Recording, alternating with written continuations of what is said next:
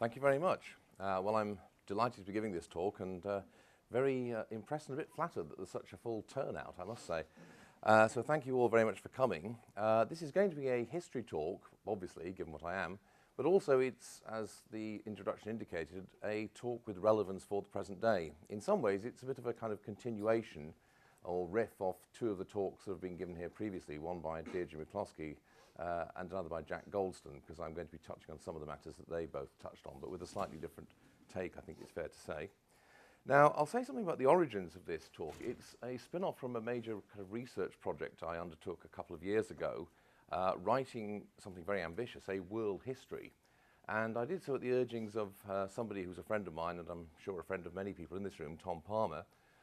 Tom finally persuaded me to do this and gave me a lot of support. And I also got a lot of support from the Cato Institute, from David Bowers, and through them from the Earhart Foundation. And I'd like to take this opportunity of acknowledging the support I got, and thanking them for this. Now, what I'm going to argue in this talk is that the sense of historical identity or location that most people have, or most educated people have in the contemporary world, is faulty or incorrect, and that in fact we should completely radically rethink the way we think about the history of the world in which we live, our own historical trajectory, and where we fit into the kind of ongoing story, or what the nature of that ongoing story is. Now, the starting point to realize is that for most people, a crucial part of their sense of collective identity is a sense of historical location. They fit their own sense of self and the sense they have of the nature of the larger entity, the society or polity in which they live, into a larger, longer story. A story which goes back way into the past, which tells them where the world of which they're a part has come from, what led to its being the way it is, and where it's going to go in the future. And as I say, this sense of historical location is tremendously important, as there are many examples to confirm. And it often has considerable political implications, which is why the nature and content of historical narratives is such a hot political potato, both at academic level and amongst the politicians. In many parts of the world, it's a subject of major political controversy, exactly how history should be taught in schools, for example. And that's why, because this is not an idle matter. The politicians are smart enough to know that it has significant implications for the way people think and feel, and therefore ultimately the way they behave. Now, here in North America and in Europe as well, the dominant narrative is that of something called Western civilization. Most people believe that we are living in something called Western civilization, which is an entity with a particular start point in time, a particular history, a particular historical trajectory, and bearing in mind how that's interpreted, a particular kind of content and nature. Now, it's worth saying that this view is shared across the political spectrum. You might think that this is a subject on which left and right disagree, but in fact, broadly speaking, they don't. What they disagree about is the content of the narrative and the evaluation of it. So there is a broadly favourable view of Western civilization to be found on what you might call the political right, which argues that this is broadly a benevolent civilization and that its history is one of increasing success and gradually a case of things getting better and better. And on the other hand, particularly on the more radical parts of the left, there's a view which sees it in much darker terms, which sees Western civilization as a bad thing and the whole historical narrative as one long story of oppression and all sorts of bad things getting on. Books like Noam Chomsky's 500 Years is a good example of this kind of approach. But what both of these approaches have in common is the idea, first of all, that there is such a thing as Western civilization, and secondly, that we're still living in it, regardless of whether they think it's a good thing or a bad thing. Now, you need, first of all, before I go on, it's worth saying what is a civilization. Now, you might be surprised that there's actually quite a wide range of agreement amongst the authors about what we mean by this term, as it's defined by a wide number of people, such as Arnold Toynbee, Pirouzim Sorokin, and many other historians. A civilization means essentially a system of mutually understood symbols. Essentially, what you say, for people to belong to the same civilization, it's not necessarily that they live in the same geographical part of the planet, although this is often the case. It's not necessarily that they have a kind of political continuity or a shared political regime. Civilizations are typically not ruled over by one single state. China is the only real example of this. Rather, a civilization means that the people who are part of that civilization have a kind of common intellectual, cultural heritage, a common set of symbols or ways of understanding the world which are understood at a very basic level. They're a kind of collection of social Schelling points, for those of you who are familiar with that kind of language. And they also typically have a set of shared physical conditions, or at a very basic level, social structures or practices and institutions. So that's what we mean by a civilization. Now, the narrative that I mentioned, the narrative of Western civilization, is actually historically recent. People only start talking about Western civilization in the very late part of the 18th century. And the detailed kind of narrative of Western civilization, which I'm sure many of you will have studied in higher education institutions where Western Civ courses used to be pretty much compulsory if you were going to do an arts or humanities major, those courses only first appear in American universities after 1860. You don't typically find them in a widespread form before then. And it's fair to say that the narrative that I allude to is an invention of the early to mid 19th century, with its first intimations in the later phases of the Enlightenment. And what it does is to supplant an older narrative, if you will, an older picture, which is the history of something called Christendom. If you go to the historical writings of, say, the 17th century, the 16th century, the early 18th century, or if you examine through those writings what people thought about their own historical location and how they understood it, they understood themselves essentially as being part of a Christian entity, which they trace back, obviously, to the life of Jesus, but also to a certain number of key political events, particularly the coronation of Charlemagne in AD 800. So you need to realize that this whole notion of Western civilization is in fact an intellectual construct which is created in the, as I say, the later 18th century. As a kind of side remark, I should say that you need to realize that one of the reasons for creating this was in fact to undermine an older, explicitly Christian way of understanding the past. And as such, it's part of the, I think, larger Enlightenment project of criticizing and attacking traditional Christian civilization. The idea that the Enlightenment is a kind of continuation of traditional Christian society or civilization is, I think, false. It's very much a kind of intellectual attack upon that tradition and a breach with it, but that's another subject for another lecture, perhaps. Now, what is the basic content of the idea? Well, if you go back to the later 19th century, when you start to get the historical works that really express the idea of Western civilization, it's got the following notions. The first is that Western civilization is something that goes right back to the ancient world, that essentially it starts off with the Greeks. It is a story which continues from the Greeks through the Roman Empire, through the Dark Ages, which as we'll see are a bit problematic for this story, then through the Christian Middle Ages, through the Renaissance, and then on into the modern world. According to this, a number of features strike you when you look at this narrative. The first is the degree to which the concept of the West is defined in contrast to that of hostile external forces, usually defined as coming from the East. These are, for example, the Persians in the case of the Greeks, the Persians again, or the German barbarians in the case of the Roman Empire, the Ottoman Turks during the Renaissance, the non-Western world in the case of the 19th or 18th century.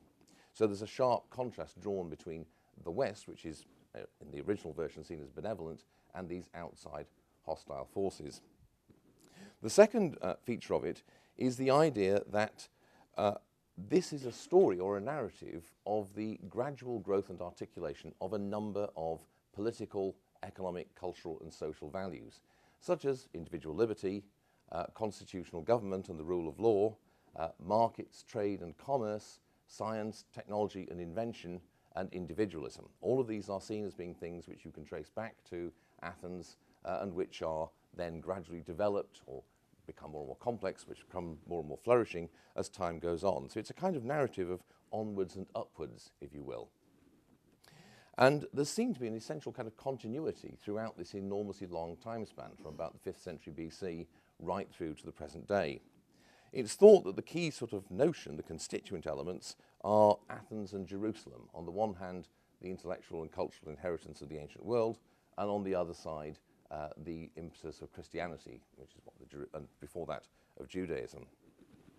So these are the kind of basic notions that you will find in books like, for example, Sir Edward Creasy's 15 Decisive Battles of World History, where the 15 battles that he chose are all part of that narrative. So he puts in things like the Battle of Marathon, for example, the defeat of the Athenians at Syracuse, the defeat of the Augustan legions on the Teutoburger Wald, and then later on events like the Spanish Armada. So another part of this narrative is the idea that the Anglo-Saxons are particularly blessed and are really God's chosen people, which is true, of course. Now, it's worth saying that this idea, this narrative, was always a bit problematic for professional historians. Although that narrative is still popular and is found widely even today in the works of people like Victor Davies Hanson, for example, who's a major exponent of it, professional historians always had a number of difficulties with it. In particular, the professional historians thought it was really a bit problematic to argue that there was a real direct continuity between the ancient world and the later medieval Christian world and what came after that. The idea of the Dark Ages, as I intimated a moment ago, is the cause of the problem. There is quite clearly a major discontinuity in the 5th, 6th centuries with the collapse of the Roman Empire in the West and the subsequent transformation of the East Roman Empire into something similar but in important ways quite significantly different, the Byzantine Empire, as well as the sudden appearance and manifestation of the Islamic world, which is in some senses an inheritor of the classical world, but again obviously different from it. So increasingly a different kind of amended narrative of the Western civilization story gains ground, in which Western civilization is a kind of successor civilization to the ancient world that comes into being around roughly AD 800 and which gradually develops on from then. Number of people, there's some people argue about the dates. Harold Berman, for example, in his Law and Revolution argues that the crucial date is the 12th century. Most people, though, tend to settle on the 9th or the 10th century as the important turning point. And so there's a kind of slightly amended form of the narrative which tends to be found amongst academic historians, which, as I say, truncates the length of the narrative and sees the Greek and Roman period as being an influence rather than an actual part of the story. But in other words, it's very similar. The same kind of pattern of understanding is found there, and this is the kind of dominant form that informs most recent Western civilization courses. It's worth saying before I go on that recent work identifies a number of big changes that take place in the Dark Ages, which emphasize the case for there having been a big discontinuity. Some of them are obvious, the collapse of the Roman economy, the collapse of Roman government and things of that sort, but others are more profound. In particular, what we now know is that there was a radical change in the nature of family life and sexual relations in Europe in the 9th, 10th, 11th centuries. What the Christian Church was able to do at that time, for rather mundane reasons of its own, we suspect, was to bring about a radical revolution in the law regarding marriage. And above all, it was able to eliminate a whole range of practices which had been widespread and universal during the Roman period and most other civilizations, such as concubinage, temporary marriage and things of that sort, and to replace them by strictly enforced monogamy, which had a whole number of very important consequences, both political and social and economic. And many people see this as the kind of foundational element of what later on went to become Western civilization. That's Deepak Lal's view, for example. Now, okay, leave aside for the moment what we think about this kind of picture of Western civilization. What about the present? How do we view the present when we look at the context of the past? Well, what we should be struck by is radical discontinuity. The thing that I want to emphasize, the main point or core of my argument here, is that the world in which we live is fundamentally, profoundly, radically different from that of the people who lived in historic Western civilization in Europe or its offshoots in places like North America.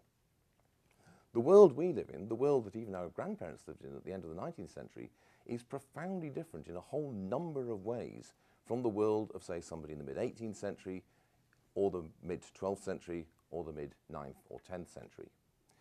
By contrast, although there are obvious differences between the world of somebody living in, say, the reign of Charlemagne and somebody living in, say, the middle of the 18th century, in all sorts of important and basic ways, there's enough in common for us to say that they live in the same civilization, given the definition of civilization that I gave you earlier on. They share a certain kind of set of agreed symbols, an agreed language, an agreed discourse, if you will. They share certain basic fundamental features about the way they live. This is not the case any longer. Now, okay, let's flesh this out. What do I mean when I say that there's been a kind of radical discontinuity or change? What is the nature of that change? How is the world we live in so fundamentally different from that of our near and immediate ancestors, never mind people in the more distant past? Well, there are three big sort of categories of change I would point to. First of all, a fundamental and profound change in the material conditions of life, the actual material experience of everyday existence for ordinary human beings. This is radically different from what it was before. Secondly, there's been a series of profound psychological and cultural changes. The mental world of people living today is again radically different from that of our ancestors. There's been a profound shift in what French historians call the mentalité collective, the collective mindset or mentality of people living today as compared to the past. And finally, there have been a number of profound changes in social structure and organization. So let's go through some of these things. First of all, the changes in material conditions. Well, the first basic one is more people. This little figures here indicate that until the mid-19th century, the world's total population pretty much never got above 750 to 800 million. There was quite clearly a set of Malthusian constraints operating on human societies up until that point. Periodically, you would get periods of rapid population growth, but these almost invariably ended, well, in fact, they did invariably end, in severe Malthusian crises when human populations pushed up against the productive limits of both the natural world and, more importantly, human productive organization. And the result typically was a systemic collapse in which large complex societies would collapse down into much simpler, less complex social orders, frequently with a significant loss of life. This happened several times in Chinese history, for example. However, from the mid-18th century onwards, population starts to grow. Now, it reaches 1 billion. World population is 1 billion by 1830. It then takes 100 years for population to double by another billion to 1930. It then takes 30 years for another billion to be added. It then takes only 15 years for another billion to be added to the total. And then it takes 20 years for another 2 billion to be added. So you'll see that not only is there an unprecedentedly large population, but the rate at which population is growing is increasing all the time. You've got an exponential curve. In fact, it's pretty much reached the top. All the indications now are that world population is going to peak, as Jack Golson was explaining in his talk, in the middle of the 19th century, and it will then actually start to decline because of a demographic transition. But the point I want to make is, first of all, this is unprecedented. Secondly, it happens very abruptly and suddenly. And thirdly, it happens at an ever-increasing rate. And those three things are true not just for population, but for all of the changes I'm going to talk about. They all happen, they're all completely novel, they all happen very suddenly at about the same point in time, and they all tend to happen at an ever-accelerating and increasing rate of change. Now, having more people has a huge number of effects. More people is not just a matter of simply there being more heads on the planet, more mouths. It means greater density of population, it means more ideas, it means more production, it means a quite different kind of world to one in which human population is relatively scarce and thinly spread. This is linked to something else, which is sustained intensive growth. This is perhaps the most dramatic difference between our world and that of our ancestors. We live in a world where we take it for granted that over the course of human lifetime, average standards of living will more than double. We generally don't realize just how totally new this is. For all of human history before the 19th century, human living standards hardly changed at all. The living standards of a Roman peasant in Gaul and the living standards of a peasant under Louis XVI in the later part of the 18th century were pretty much the same. There had been some very slight improvements, but nothing really dramatic. You might get maybe a 1% increase in total output over the course of 100 years, if you were lucky, and typically these tended to be reversed in the Malthusian crises I spoke about. By contrast, since the end of the 18th century, we have had sustained intensive growth. On average, the average standard of living doubles every 20 years. This is something that's never happened before. And this means a complete transformation of the way people actually live in their everyday lives. So, something which, again, we just take for granted. Poor people today live in greater luxury and greater comfort than kings and emperors did for most of human history. And this cannot but have a profound effect upon every aspect of life, from birth to death. And it's not the only thing. This is linked also to something else, which is urbanization. Most of the world's population now lives in cities. The United Nations estimates that sometime in the last 3 to 4 years, more than half of the world's population lives in cities, a city being defined as an urban settlement with a population of more than 100,000. So the bulk of the world's population is now living in large urban settlements. And the proportion of the world's population that is living in urban settlements is constantly and steadily increasing. This is a phenomenon not just of the so-called third world of the South, but of most parts of the world. You can see it very clearly here in the United States, for example, if you look at the various census figures and other information that you have. Again, this is totally unprecedented. Before the 19th century, there was no place in the world where you had more than 20% of the world's population living, of the population, that area I should say, living in cities or large towns. In most human societies, no more than 10% of the population was urban. The great majority of the population lived in the countryside and were farmers. The first urban society in history, in this modern sense, was Great Britain, where the 1851 census revealed that for the first time ever in human history, you had a society with more than 50% of the population living in cities. City life is radically different from rural life. This isn't just a matter of people, living close together. There are all kinds of things that are possible in the urban environment which are not possible in the more decentralized, village-based rural environment. It's much easier and cheaper to make contact with other people, to form social networks. All kinds of ways of life are possible in a city that are not possible in a rural village. Back in the UK, we have a comedy TV series, which I'm not actually that fond of, but some bits are quite good, called Little Britain. And one of the recurring skits in that is a guy who lives in a village in Wales, who is always going on about he's the only gay in the village. The only gay in the village, boyo. And he claims that he's being persecuted and looked down upon, and the sort of joke, the point of the skit, is that everyone is amazingly understanding, and in fact they're all camp as a Boy Scouts jamboree anyway. So he's clearly not the only person. The point is, though, there's a more serious point to draw from that, is that historically that would have been true. If you had a way of life, a set of inclinations or tastes, an identity which was different from that of the relatively small community in which you lived, that was it really. Life for you was going to be pretty grim. If you live in a large city, things are quite different. If you're living in a city of 1 million people, 10 million people maybe, the chances that somebody there shares your inclinations or identity are high. In fact, they're close to 100%, I would say, unless you've got a really, really strange identity. And the point is also that because you live in geographical proximity to these people, it's relatively easy and low cost in terms of time and effort for you to make contact with them. So city life is radically different. Another physical change is technological innovation. In the past, although you do get technological innovation, obviously human beings are very inventive creatures, it tends, with a number of important exceptions, to happen very slowly. Innovations happen in a rather haphazard, piecemeal way, and it takes a very, very long time, hundreds of years very often, for innovations to be adopted. By contrast, what you find is that, again, since about 1800, technological innovations happen constantly and at a very high speed, and again, an accelerating rate. Back in the early 19th century, the gap between a new technology being introduced and its widespread adoption was about 30 years. By the early 20th century, that had dropped to about 20 years. Now, it's about 5 years.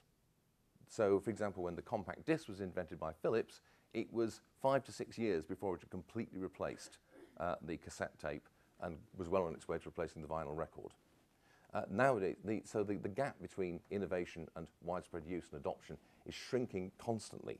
And obviously, this is a major transformation, again, of the conditions of everyday life. I'm old enough now to have seen in my own relatively short lifespan so far a number of major technological revolutions. The advent of the personal computer, for example.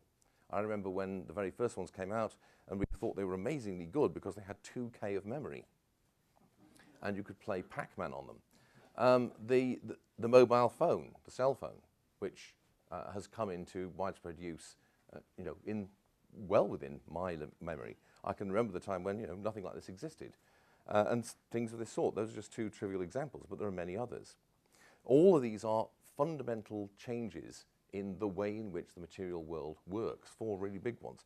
All of them have profoundly changed the world we live in. Another one is psychological cultural changes. One of them is the advent of critical rationalism. Now, what does that mean? Well, essentially, if you go to most of the past civilizations, including Western civilization, if we call it that, from the 9th century onwards, what they have amongst the intellectual classes is a notion that there is a body, enormously large and enormously complex, but still finite, of knowledge which defines all that there is to know. That, in other words, it's theoretically possible to have the total knowledge of all that can be known. Obviously, in practice, everyone knows you can't do this, but it's not theoretically impossible. And also, there's the idea that there are certain authorities that you can appeal to trump arguments. Let's say you have an argument about a matter of fact. There is supposed to be some ultimate authority that you can appeal to settle the argument. This is either a sacred text, or a body of tradition, or the writings of a particularly authoritative past figure. So in, say, Western civilization, the text was the Bible, of course, and the authoritative figure was typically the philosopher Aristotle, the philosopher, as he was known. Similarly, in China, the authoritative sources were a number of classical texts and the writings of, again, a person they called the philosopher, in this case, the Song dynasty philosopher Chu Si. Dear me, there goes civilization, eh? Well, now, by contrast, what we have in the world we live in is the dominance of something called critical rationalism. This is the idea that the ultimate source of knowledge is physical experience, but that you draw upon this to form tentative hypotheses about the world around us, which are then subject to test or examination through various kinds of experimentation or experience. The point is that this creates a system of knowledge that is open-ended. It's not structured in the way that, say, the knowledge system of classical Islamic or Christian civilization was, and it is open-ended. It is constantly developing and growing in size. This is, again, something quite novel. You have intimations of it in previous periods, but this general way of thinking about what knowledge is and how it is produced is new. Another thing which has happened is widespread secularization and the transformation of religious belief. Now, one of the things to realize is that if you were an educated person back in, say, 16th, 17th century, or early 17th century anyway, Europe, it was very hard to be an atheist, almost impossible, in fact. There's a very famous book on the mental world of Rabelais, the great French author of the mid-16th century, in which the author argues that Rabelais could not have been an atheist. The reason being that if you were educated at that time and you stopped believing in God, the world just didn't make sense. It no longer had any kind of coherence. It just fell to bits, basically. And so therefore, to be educated as an atheist was just about impossible. It was possible to be ignorant as an atheist, and in fact that's why when you go and look at the records, what you find is that widespread skepticism is found amongst the illiterate lower classes, but not the educated classes. Now, by contrast today, what you find is that skepticism and outright atheism is not only possible, but widespread. And again, this is something quite new. Denial of the transcendent or of the supernatural is something which the odd individual may have adhered to in the past, but it's not something that's a predominant part of the intellectual culture in most parts of the world. On the other hand, also, the nature of religion has changed. There was a common notion that part of the modern world was the decline of religion, the so-called secularization thesis. Well, nobody really takes that seriously now. It's a bit hard to believe in given the events of the last 10, 20 years or so. But what has happened is that there's been a transformation in the nature of religion for most people in most parts of the world. Historically, religion, for the overwhelming majority of the population, is a lived experience. It's not something you believe, it's something you just do. It basically consists of practice, certain kind of rituals, practices, ways of behaving, rules governing behavior and so on, that you adhere to. This is clearly true in, say, the case of the Jewish religion, but it's also true in the Christian faith, the Islamic faith, the traditional faiths of the Indian subcontinent, and so on.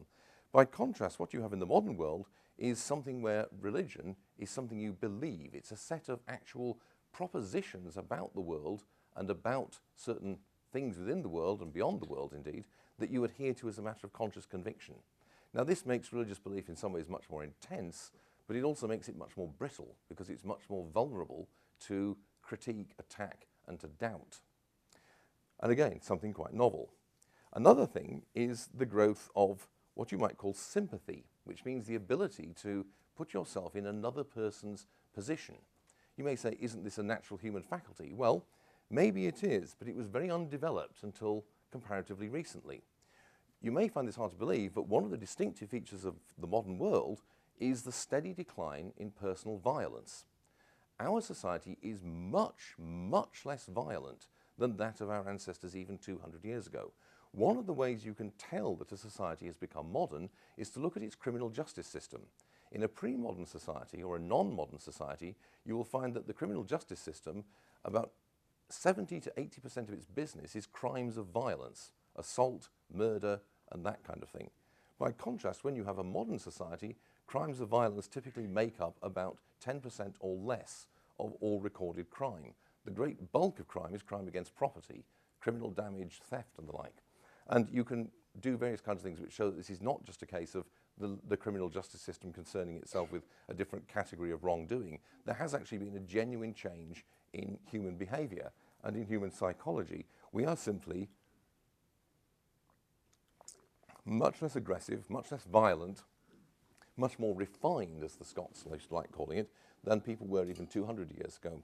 It's worth saying, by the way, this is a longer-term trend, though, because if you go back to the Old Stone Age, the main cause of death for our Old Stone Age ancestors was homicide. That was the commonest cause for people shuffling off the mortal coil. So that's been another major change. Finally, there's individualism.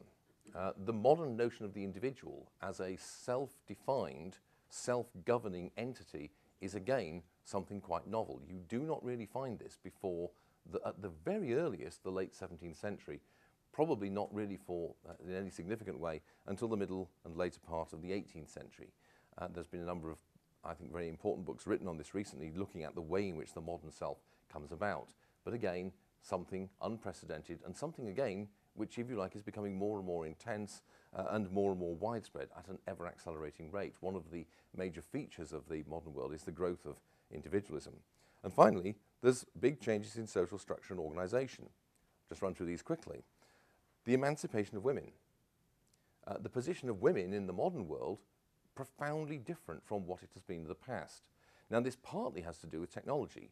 One of the technological innovations that has completely changed everyday living conditions is the invention of reliable contraception. Initially the condom, latterly the contraceptive pill. That has totally changed the conditions of life for women.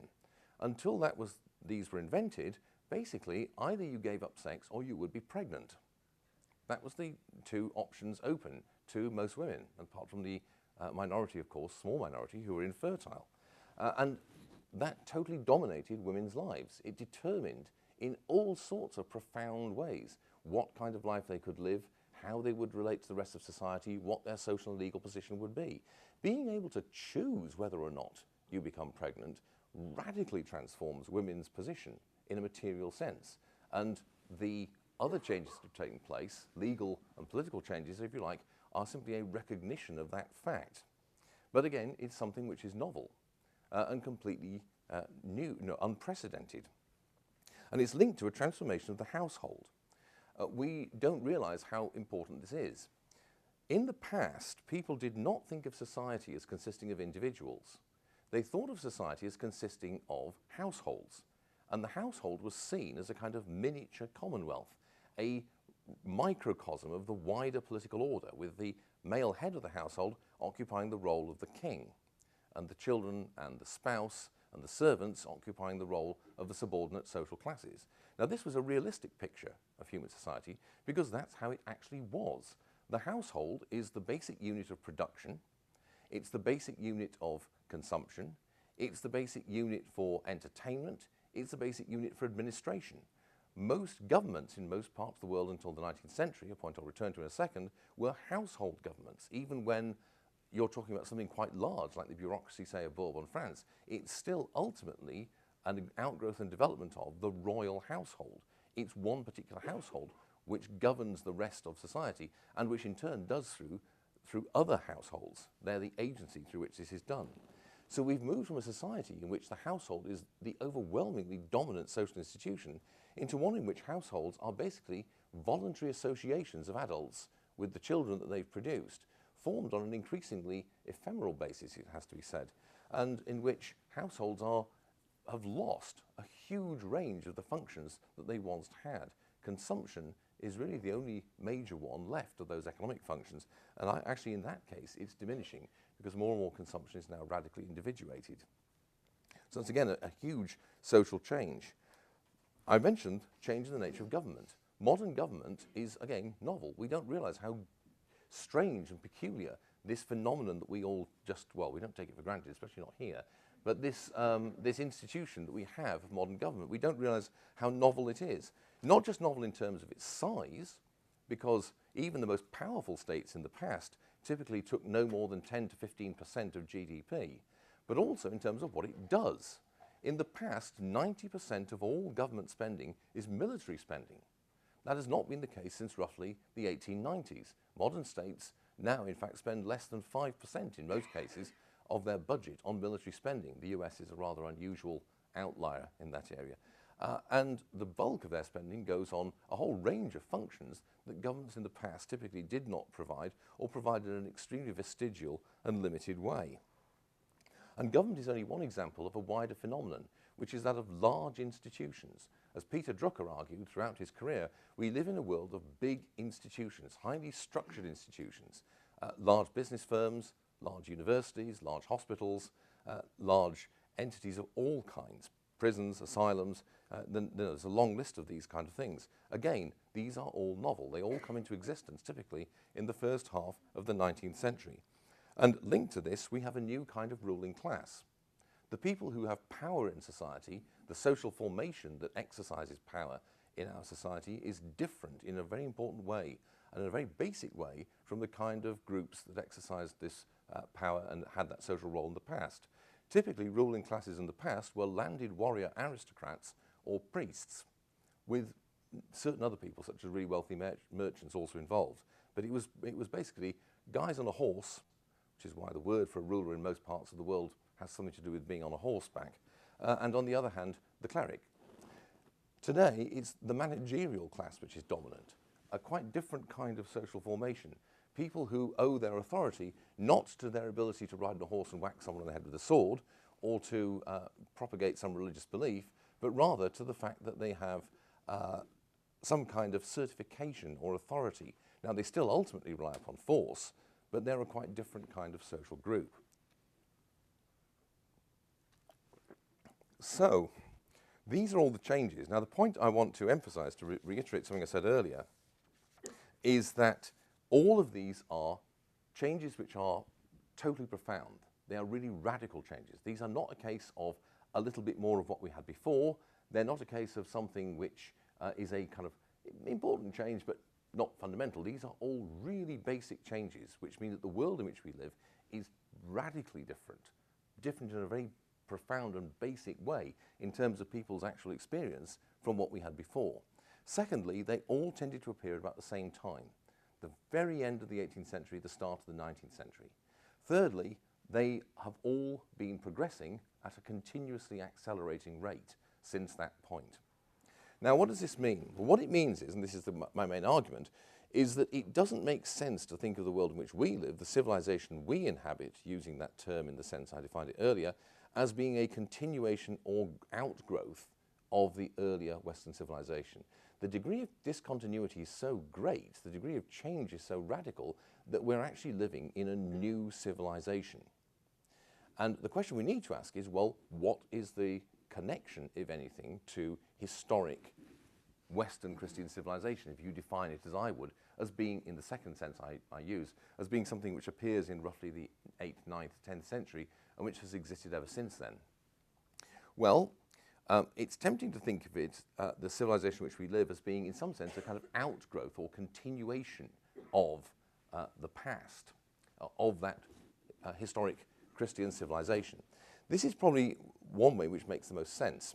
According to this way of thinking, we're in an analogous position, let's say, to a landowner in Gaul in the 8th or 9th century. This hypothetical landowner would see himself, he would look backwards to the past of Rome. He could probably read Latin, maybe Greek, if he was particularly educated. He would see himself as being, in some sense, the inheritor of a classical civilization. But on the other sense, he's in a new civilization, a different one, which in all sorts of important ways was not continuous with the past that he looked back to. So it may be that we're in that kind of position. Now, in this way of thinking, you might say that, well, I'm sure most of you will have seen the film Alien. There's a scene which I vividly remember where, because I made the big mistake of first watching Alien at 2 o'clock in the morning when I came back from the pub. And the scene I'm thinking of is the one where the creature that's been growing inside the body of the spaceman bursts out of it, which is a truly horrific scene. And to see that when you're in a highly suggestible state in the early hours of the morning on your own is seriously terrifying. So I remember that quite vividly. But analogously, you can say that what you have in the case of Western civilization is the gradual growth from about the 17th century onwards, probably, within Western civilization of a number of tendencies which gradually transform it, but also, in some sense, destroy it. So that modern civilization, the one we inhabit, has in some sense grown up within the structures of Western civilization and has burst out of it, and in the process, really destroyed it. Now, what do I mean by that? Well, remember, I defined a civilization as a set of kind of agreed or shared and commonly understood signs and symbols.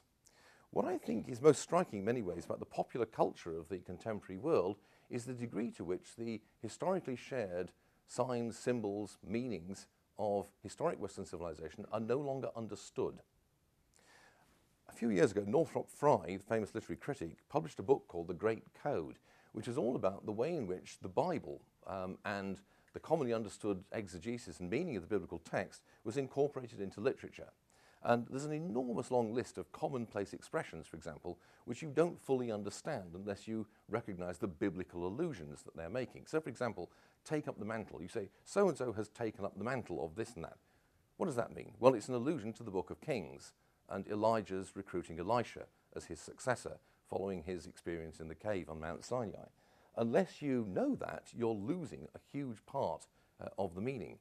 You say, oh, so-and-so's gone into the lion's den. How many people know these days that that's an allusion to the book of Daniel? I'll give you a bit of anecdotal evidence, but there's huge amounts of statistics to support this. A few years ago, I was teaching a class on Milton's Paradise Lost. And I say to the students in the class, well, this is basically a book about Adam and Eve and the fall of man. I thought, wait a minute, a lot of blank looks there. And I discovered that more than half of the students in the class had no idea what I was talking about. Now, that is, in fact, that kind of rather shocking discovery, shocking to me anyway, is something you can confirm through lots of empirical social science research. The mental world of an increasingly large part of the population, probably a majority of the population now, certainly in Europe and increasingly also in North America, is one where a large part of the great literature and the discourse of the past of historic Western civilization makes no sense. They just do not understand what it's about. In other words, the system of agreed signs and symbols of commonly shared meanings has not been transmitted. It has broken down, if you will.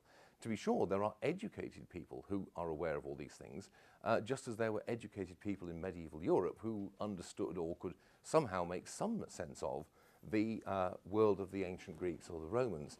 But just as in that case, there's been a radical discontinuity. And so that, amongst other things, is the way in which I mean that historic Western civilization has ceased to exist. That kind of language or discourse that in many senses defined it is no longer generally understood or transmitted. Also, ways of life, ways of living, actual everyday patterns of existence that defined it have been totally transformed or swept away by the processes of change that I'm talking about. But we might go even further than that. There's two more things to talk about, which I'll conclude with. The first is the fact that at the moment, the modern world in which we live is one which tends to have a predominantly Western flavour. Now, if you accept the kind of narrative I described earlier, you would argue that in some sense, modernisation is the same thing as, in a loose sense, Westernisation. in that it means adopting some significant part of the heritage of the historic Western civilization, even if it is now defunct.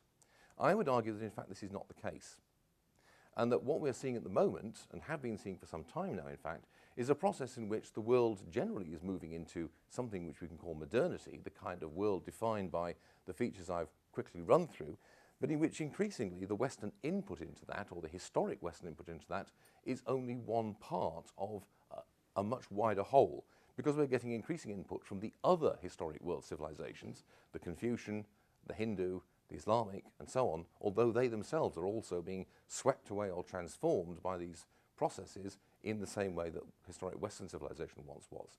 So we're going to end up maybe with several different kinds of modern civilization, or, as I think is actually more likely, a global Western civilization, which, however, draws from a whole range of different historic civilizational sources. And we have no idea, of course, of what this will be like. The future, in this kind of sense, is radically unknowable. Finally, the other thing to think about before I conclude is that, as I said, the processes of change I was talking about are actually accelerating. They're still going on, and they're happening more and more rapidly all the time. Let me just throw out a couple of not really speculative notions to you.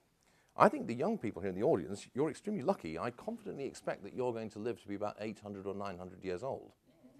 Confidently expect that. That's because I believe quite firmly that in the next 20 to 30 years, we will solve the aging problem, and that we will find a way of at least arresting and maybe even reversing the aging process. Now, let's hope it's the second, because if it's a matter of just arresting it, it's a bit late for me. Pretty good news for most of the audience here. But on the other hand, if we do find a way of reversing it, which is actually a much more difficult problem, I should say, which is why I'm pessimistic on that score, then if we do find a way of reversing it, then that would be pretty good news for me as well. I mentioned the question of age, lifespan, because you can actually do quite simple actuarial calculations. And if you basically eliminate age as a cause of death, you end up with an average human lifespan of between 700 and 800 years. You can live a lot longer if you're ultra cautious, but you'd probably die if you're a skateboarder and that kind of thing. That's just one possible example. Another possibility, which I think is less likely but may well happen, is the advent of artificial intelligence. There are people like Ray Kurzweil who think we're on the verge of something called a singularity, where we produce for the first time an artificial intelligence which is far greater in its power and capacity than human intelligence. That then raises the obvious question as well, is it going to like us or not? Personally, I think for various reasons that's less likely. But that's another example of a huge change that could happen. Another change which I think will almost certainly happen is the virtual disappearance of agriculture. I quite definitely believe that in about 40 years, farming, as we understand it, will provide about as high a proportion of our total diet as hunting does now. And that will have, again, enormous implications. So the point is, we've had big change up to now, but my argument is we haven't seen anything yet. There's a lot more and even more dramatic change yet to come.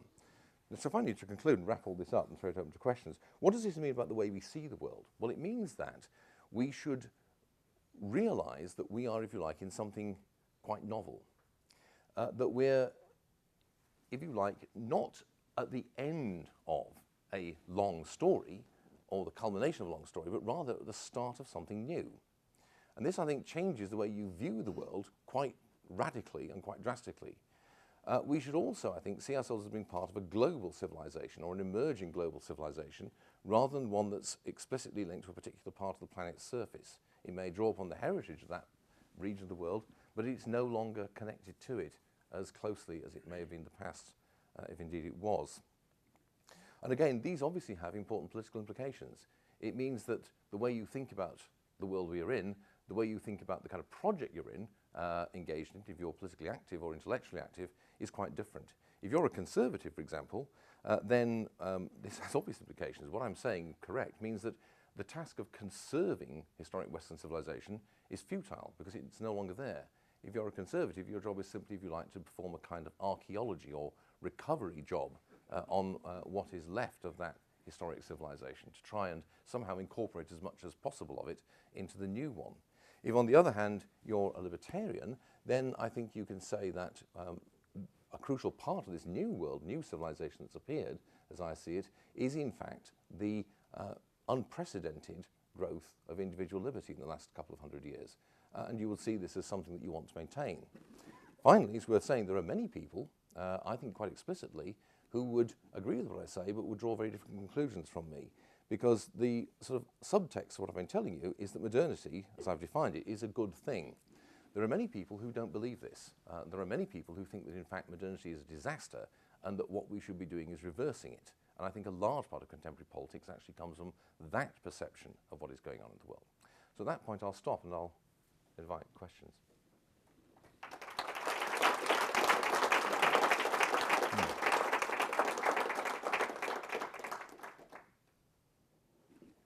Carol? I'm curious about your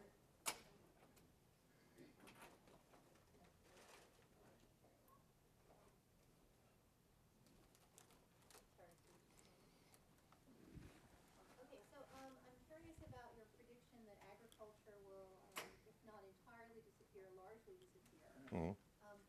You didn't really flesh that out very much. What is it that leads you to make that prediction? Well, two things. The first is that there's a pressing need for this. Although we live in an industrial society, or some would say a post-industrial society, everything still depends on agriculture. Even though it only employs like about 1.5% of the population. If they stopped producing food, we'd know about it pretty soon. So our whole society, if you like, depends on it, ultimately. It rests on an agricultural base. The agricultural productive system of the planet is about at near full capacity now. One thing to mention is this: if you were to ask most people what human activity does the most harm to the environment, most people would say it's industrial manufacturing or something like that. In fact, that's completely wrong. The long-term tendency is for industrial manufacturing to harm the environment as far as it does, less and less. What does harm the environment and causes things like habitat loss and species loss and so on is agriculture.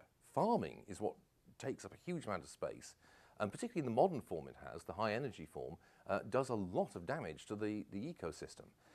Now, I think for these reasons, there's a lot of pressure to find alternatives to this. Now, what do I mean by this? The other reason for my saying that is I think there are all kinds of scientific and technological developments which are increasingly making this possible. Peter recently gave a really large amount of money to fund research into cloning meat. Now, this has actually been done. The problem is it produces the most expensive meat on the planet, which is basically chicken cells, but it's only 1 cell thick. That's the problem. So it's an incredibly thin, translucent wafer of chicken meat, basically. And it costs, you grow it in a kind of agar dish, and it costs a huge amount of money. But the basic principle has been solved now. It's a matter of working out the technology, which is why Peter is funding it. And what you would have is the possibility of producing meat without actually having large animals. You'd simply have cultured meat tissue, essentially. So you'd have like a gigantic piece of basically chicken breast, which you'd slice bits off regularly. The cells in it would constantly divide and you produce more meat.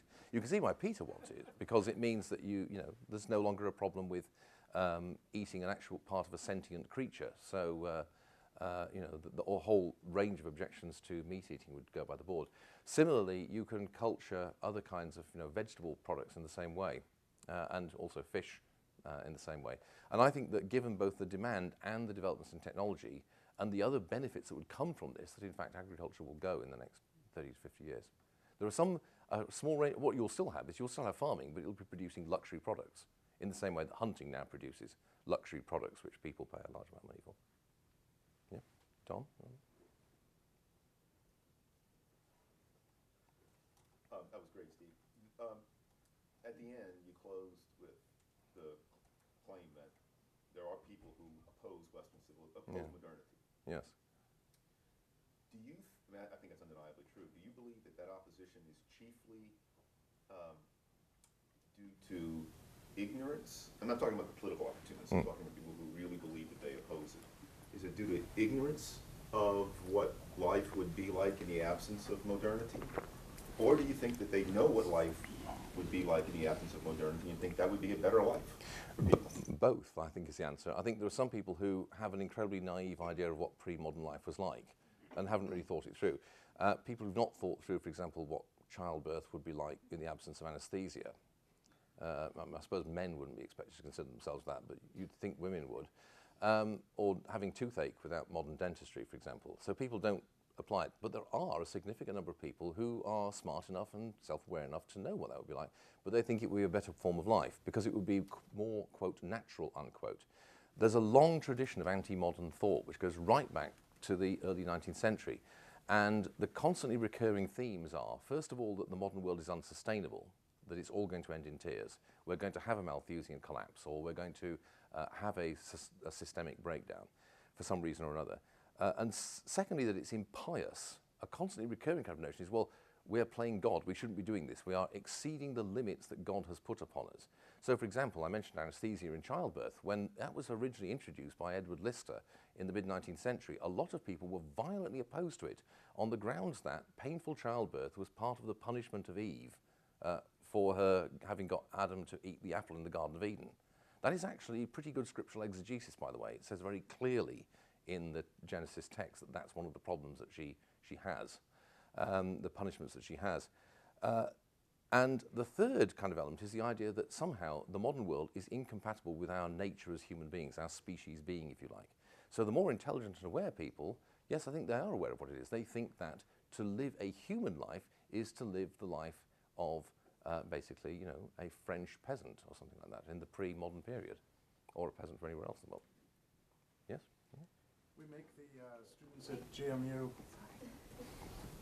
we make the law students take a course on the founding. We make them read the Federalist Papers and the convention debates. And I would say, you know, they're not the most educated people and they're very young. They get a fair amount out of it. They don't react to it as this is unintelligible to me because it's another civilization. We make high school students read Shakespeare plays. They don't mostly react to that as it's unintelligible, I can't understand it. Going back to your initial definition of civilization as a kind of common set of understandings, isn't there at least as much continuity as there is disruption? Indeed, that's true. I mean, I've chosen to emphasize the disruption, but obviously there is continuity. Now, the continuity, I think, takes two forms. Take the case of the Shakespeare play you mentioned. I think most people would be baffled by a lot of the allusions in Shakespeare. They wouldn't get them at all. So a huge part of the actual meaning of a Shakespeare text is in fact lost. And that's not recent. I mean, you know, you need to know a lot of it. It's so contemporary. You need to know what's going on in Elizabethan England. What Shakespeare, however, speaks to, I think, is human universals, if you like. Features of human life which are still the same, if you like. Things to do with human character, the nature of human destiny, if you will. And those are still the same now as they were before. That's an element of continuity. There are certain qualities of what it is to be a human being that have not changed. So great artists like Shakespeare, to the extent that they capture that, they're still intelligible, even though the more detailed allusions are not. The other way in which there's still continuity is that, of course, there is, you know, particularly here in the United States, I would say, there is still a much greater degree of cultural continuity than you might at first imagine, given what I've just been saying.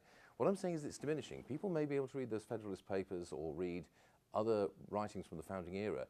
They will have an understanding of what's going on there because they'll understand the kind of political arguments. But all kinds of allusions which Madison and Hamilton would have expected their contemporaries to get, a contemporary author will not get unless the reader will not get unless the text has a kind of, you know, it's annotated.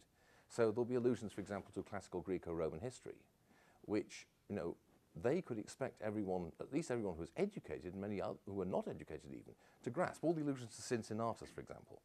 Now, I must say, I doubt that most people, you know, in high school, even here in the United States, would understand who Cincinnatus was or know about the story of Livy that draws upon, or why it was such an important story for the theory of Republican government. That's what I mean, and I think that that kind of process is constantly, you know, that kind of attenuation of the meaning that you can get from a text is a constantly accelerating process. I have to say, I think the United States is in some ways both the most modern and the least modern of major contemporary societies. It's a society in which the pre-modern is more robust and widely found than it is in many other contemporary societies. And there's a kind of paradox or ambivalence in American culture, I think, in that it's, as I say, simultaneously the most modern and the least modern. And this explains a lot of what goes on in the US, I think. Yeah. Dave?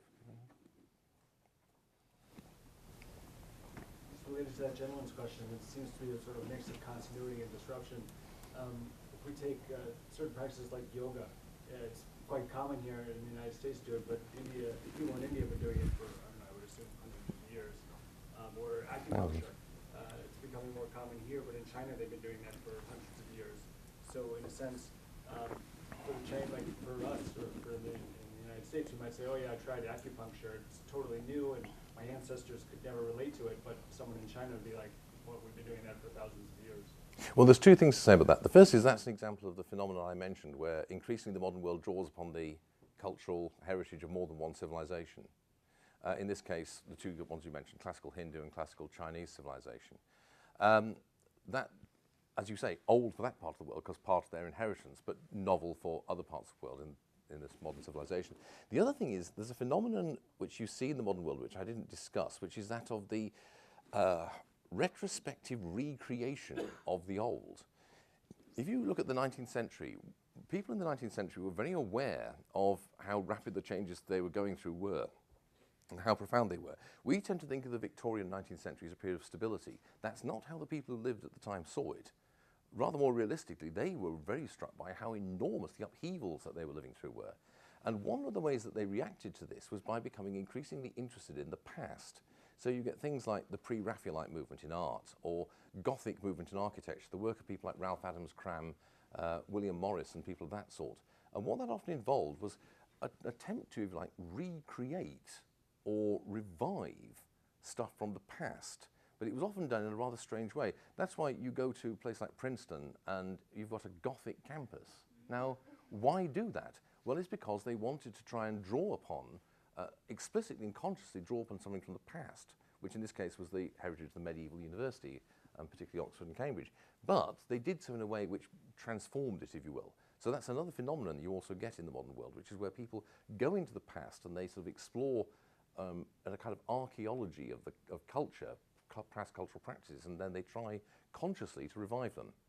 So you also have things like attempts to revive paganism, and this is a kind of, we've got all kinds of strange things like that at the moment, like something called Azatru, which is an attempt to revive the religion of the ancient Germans. And that kind of phenomenon, I think, is going to happen more and more often. But what you have to realize, of course, is that the thing in question is not actually the real original thing. It's a kind of completely modern thing that draws upon, as I say, a kind of cultural archaeology. Yeah. Sorry, yeah.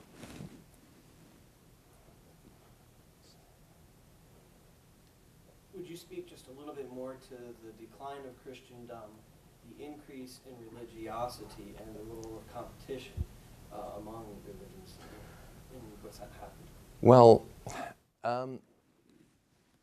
when you talk about the decline of Christendom, that's not the same thing as the decline of Christianity.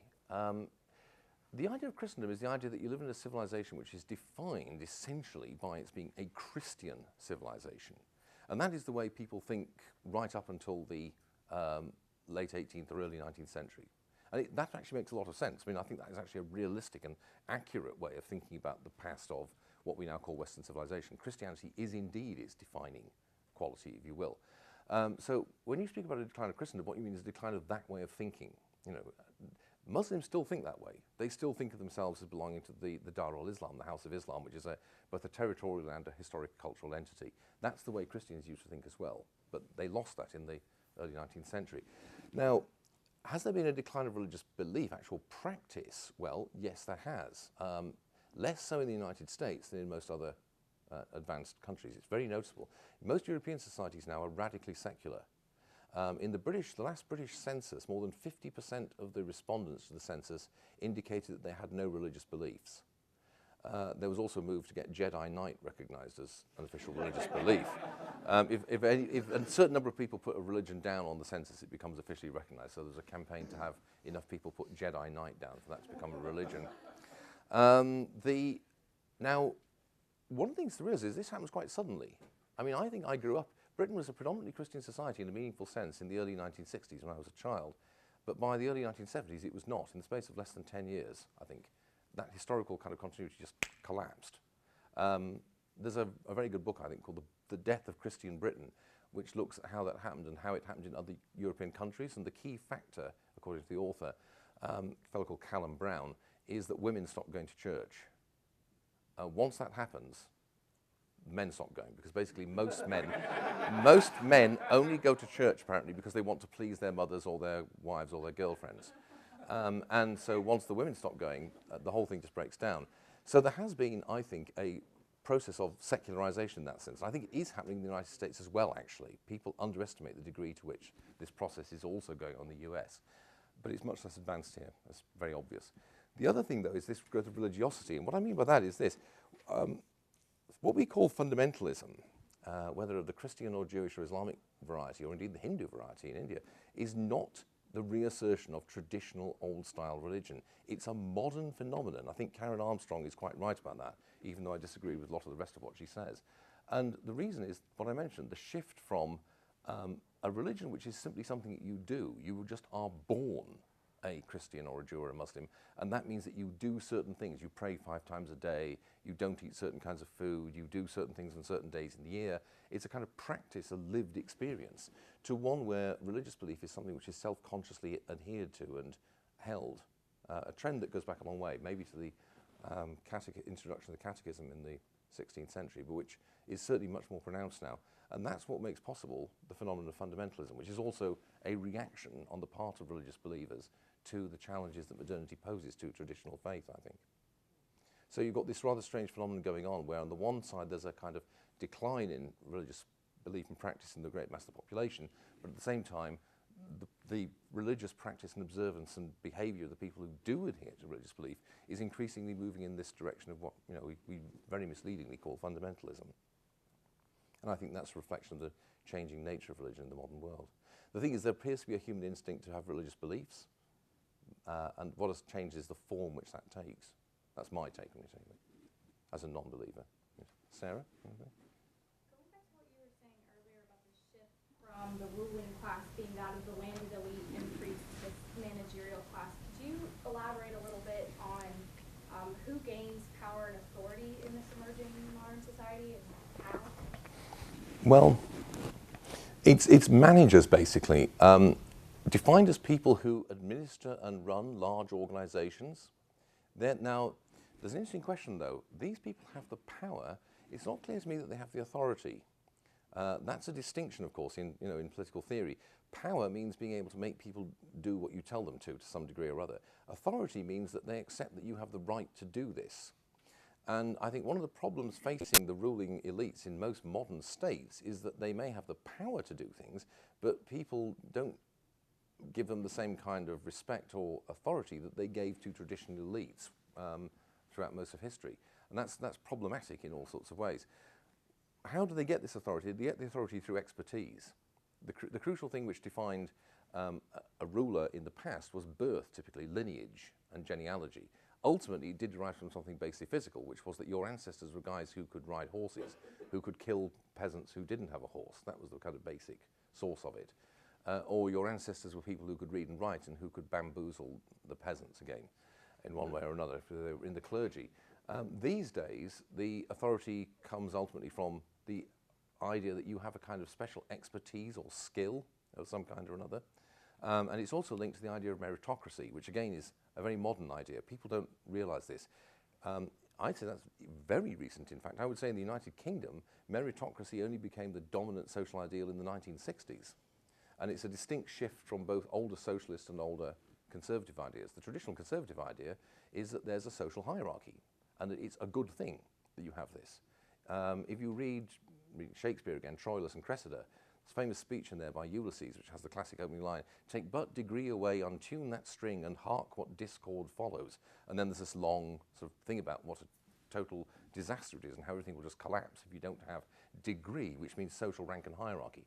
That's an alien way of thinking now. Most people find it really hard to get their heads around that way of thinking because we have this idea of meritocracy, which I have other problems with, and that's another story. Yeah.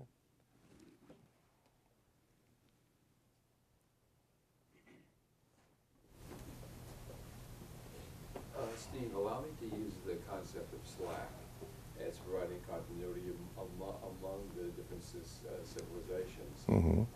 If you look at, you talked about major institutions, if you look at Stanford and the two fellows who came up with the algorithm for Google, Mm-hmm. They had Slack, and they were able to do something rather innovative that Stanford could not take the credit for their innovation. Mm-hmm. The same thing that happens, so if you look at the principal agency, the same thing that happens in a large manufacturing or organizations. It's the slack that allows somebody to leave to do something innovative. Now, if you look at the agricultural era, it was often the women during pregnancy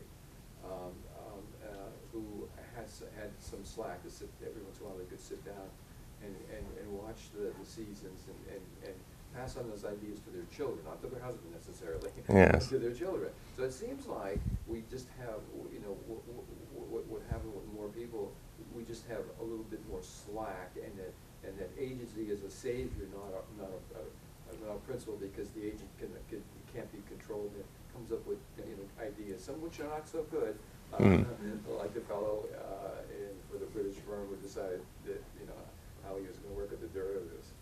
Yes. I think there's a lot in that. I mean, one of the things, though, is one of the differences between the past and now is this. We have a much higher degree of social entropy, as I would call it, randomness in social relations, slack, perhaps, as you would call it. And that's partly a function of there simply being more people, as well as also the greater wealth and all that brings with it. In the past, your life was pretty much prescribed. The degree of randomness in it was quite limited. Today, that's much, much higher. Society is much more entropic. Entropy is perhaps not the right word, because entropy means disorder. This is more like spontaneous random movements, the slack that you're talking about.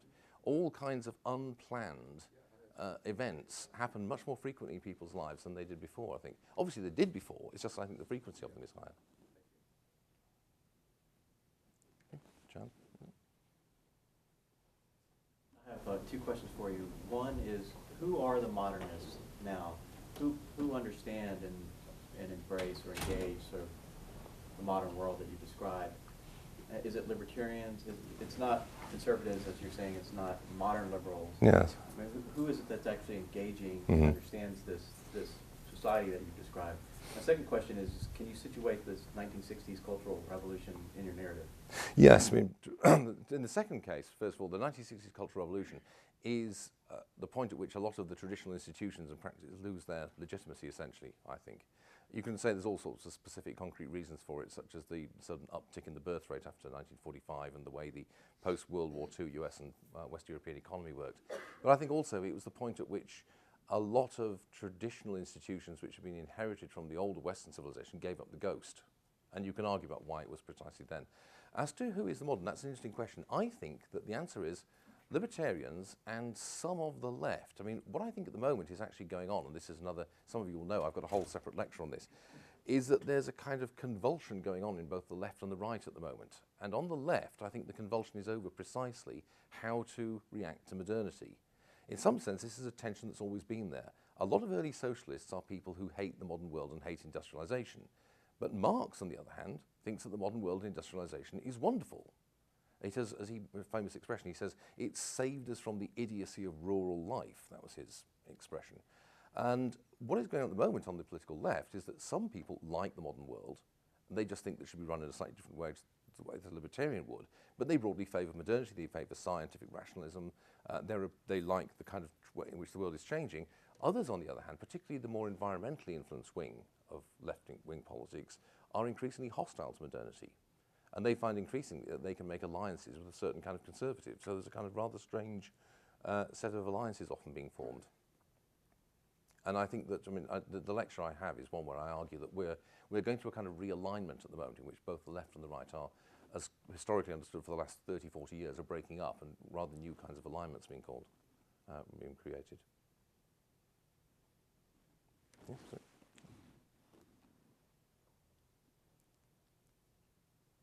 So you defined civilization kind of as a set of shared symbols or Schelling points, and I think that's a great definition, but it's also the kind of definition I'd give to culture. And I'm wondering if you could expound a bit on what the differences are between just culture and civilization. Is civilization more structured somehow, or Yes. if you could clarify a bit on that? Yes, I think it is. I mean, in one sense, you're quite right. The two are the same. And when you say there's a recognizable civilization, what it means is that within a part of the world where there, or parts of the world, because it may not be one single part, where there is a common set of symbols, a culture, as you say, you also have a number of institutions, political, social institutions, which derive from, or in some sense, the working out or articulation of that, instantiation of that culture. Now, take the obvious case of political things. What it means is there may be a particular kind of political order which derives from and is legitimized by that underlying set of agreed signs and symbols. Now, maybe there's just one, so that the culture has just one single state. As I say, the Chinese case is very close to that, because if you say that the system of symbols is ultimately basically Confucianism mixed with Buddhism, then something like 90% of the part of the world that partakes in that culture is under the rule of the Chinese Empire for most of history. But that's actually unusual. The normal situation is for there to be lots and lots of territorial institutions within a given cultural area. That's why the term civilization is not identical with and doesn't imply a single political entity. But it does imply typically a set of institutions which are, as I say, derived from the underlying cultural homogeneity. So, let me see what this means. If you're a Roman citizen, you could go not only throughout the Roman Empire, but also to large parts of the lands around it, and you would be partaking still in the same way of life, same culture, same set of symbols. If you crossed over the border into the Persian Empire, then it would be quite different. There would be a number of profound and significant differences. You would have a kind of, you wouldn't have the same agreed Schelling points, if you will. And that's an example of how you could, define what the two things are. Yeah, Kyle?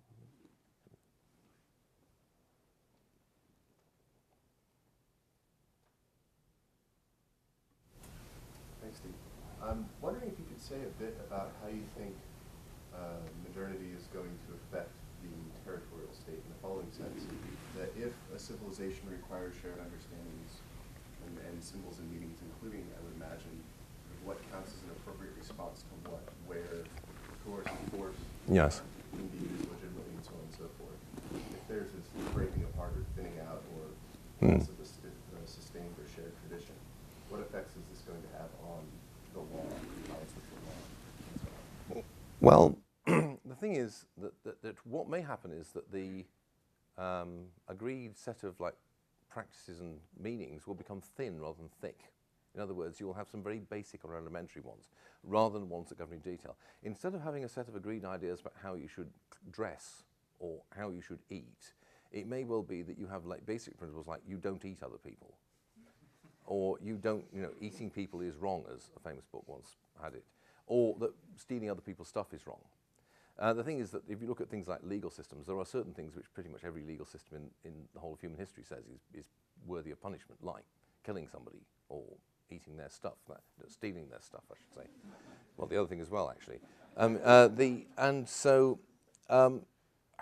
does this affect things like politics? Well, it means that the legitimacy of the state is more problematic. If you're the ruling group in a particular part of the planet's surface, and you want to have the kind of authority I was talking about earlier, so that people will generally accept that you have the right to tell them what to do, even if they may not like it, that you have the authority to do this, this becomes more difficult to maintain. It becomes more problematic. I think, politicians and political ruling groups are well aware of this, actually. This is a problem they face. And so the way they try to resolve this is by, for example, providing goodies or services which people want, and hope that this will buy them the legitimacy they require. What they might do is appeal to nationalism. We should not underestimate the power of nationalism to make a comeback. There's a sort of optimistic tendency to think that it's on the way out, but I think that's very dangerous to assume. That could be one obvious solution to this, to appeal to surviving ethnic or tribal loyalties, for example. That would be one of the ways you could react to it, which is problematic in a whole number of ways, not just because of the obvious examples, but because it runs against a lot of the other trends I was talking about. Now, you might, on the other hand, have some quite different kind of evolution. There is an argument, which I'm not persuaded by, but a lot of political sociologists make it, that ultimately you can't have a basic mismatch between the economic and social reality and the political reality. And if you look at the world economy, it really doesn't make sense to talk about national economies anymore. It makes much more sense to talk about city-region economies. The economy of New York City has closer and stronger connections with, say, the economy of large parts of Western Europe than it does with the economy of even upstate New York, never mind other parts of the United States. It makes more sense to think of the economy of London as being a separate entity in itself and not really that much connected to, say, the economy of Scotland or the north of England. Now, if that is the case, then that suggests, if that model is correct, that there's going to be some quite profound political changes over the next 100 years or so. But these things always tend to take a long time. So, there's always a lag between one reality and the other. Mm-hmm. You spoke briefly about the rise of meritocracy, and I'm wondering if you could talk a little bit about the connection between that and concerns that people have about inequality in the modern world, and whether you think that those kinds of concerns will continue with the rise of technology. Well, yes, they will. I mean, one of the things is, in a very real sense, we're all egalitarians now. That's the point I made earlier.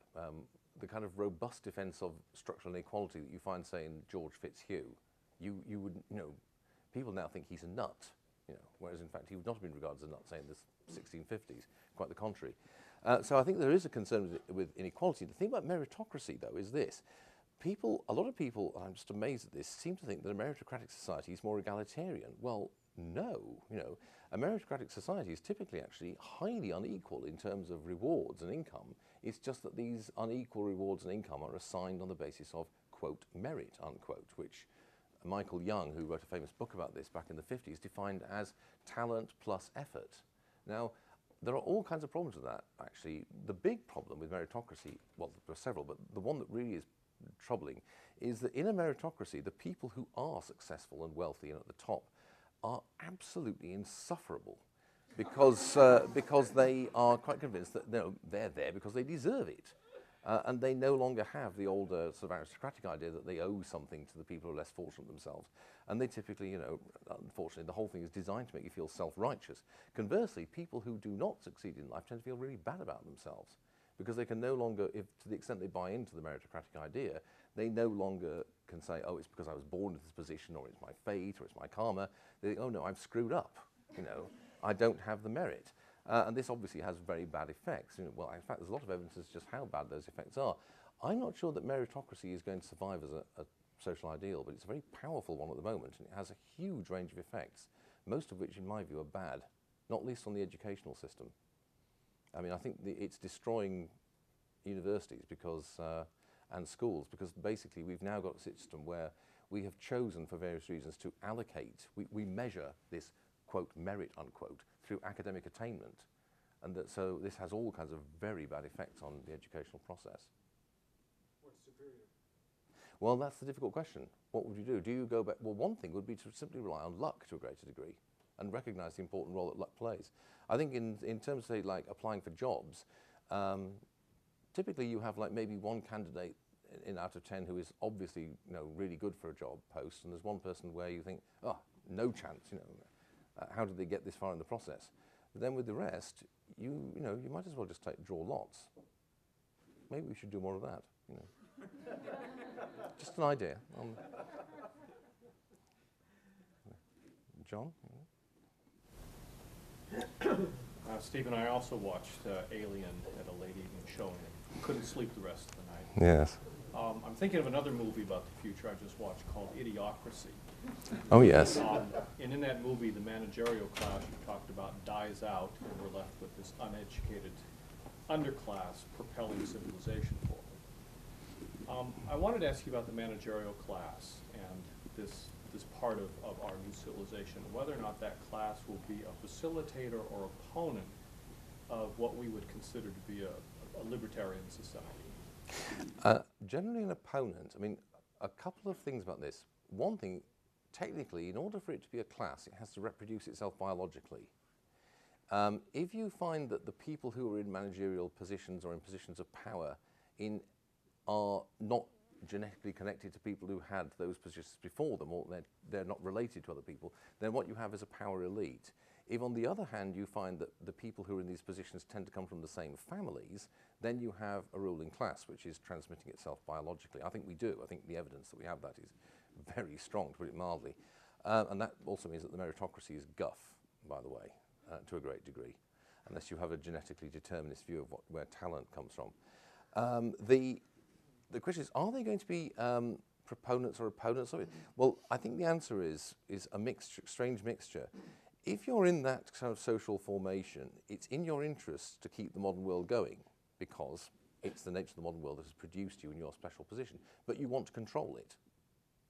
So the managerial class generally in modern societies likes innovation, likes the modern world, wants more of it, but also wants it to happen in a way that A, serves their interests, but also which they can control. What they don't like is the randomness, the slack that the gentleman over there mentioned earlier on.